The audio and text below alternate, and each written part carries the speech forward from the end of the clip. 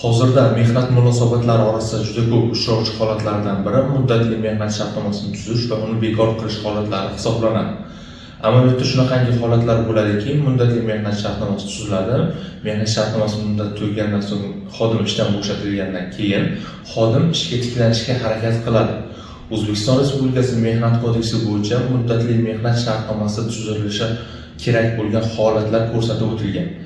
Ya'ni ular qatoriga kiritishimiz mumkin. Vaqtinchalik bo'lmagan xodimning majburiyatlarini bajarish uchun vaqtinchalik ishlar, ya'ni qurilish ta'mirlash ishlari kabi ishlarni bajarish, o'rtoqlik asosida ishlovchi xodimlar bilan yoki oliy ta'lim muassasasida o'quvchi xodimlar bilan muddatli tarzda mehnat shartnomasini tuzish mumkinligi belgilab berilgan.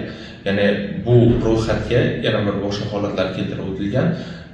Mehnat shartnomasini tuzishda, ya'ni muddatli mehnat shartnomasini tuzishda mazkur holatlardan tashqari boshqa holatlarda tuzishga yo'l qo'yilmaydi.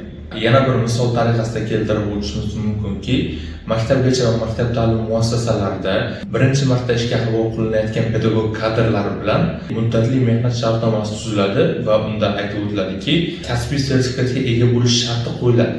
Ya'ni xodim mazkur muddatli mehnat shartnomasi davomida kasbiy sertifikatga ega bo'lishi va shundan keyingina u bilan nomuayyan muddatli mehnat shartnomasi tuzilishi mumkin bo'ladi. Agarda xodim mazkur muddat davomida kasbiy sertifikatga ega bo'lmaydigan bo'lsa, u bilan tuzilgan mehnat shartnomasi muddat tugaganligi munosabati bilan tugatilib, ishdan bo'shatilishi mumkin bo'ladi va bu holatda xodimni ishga tiklab bo'lmaydi.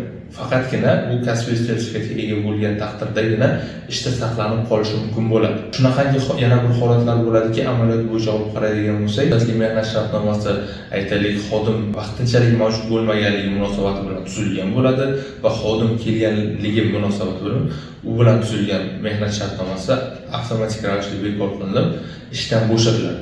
Va mazkur holatda ham xodimni qaytadan ishga tiklash imkoniyati bo'lmaydi va xodim mehnat shartnomasi muddatli tuzilganligi to'g'risida xabari bo'lmaganligi vajini keltirish orqali ishga tiklanishga harakat qiladi.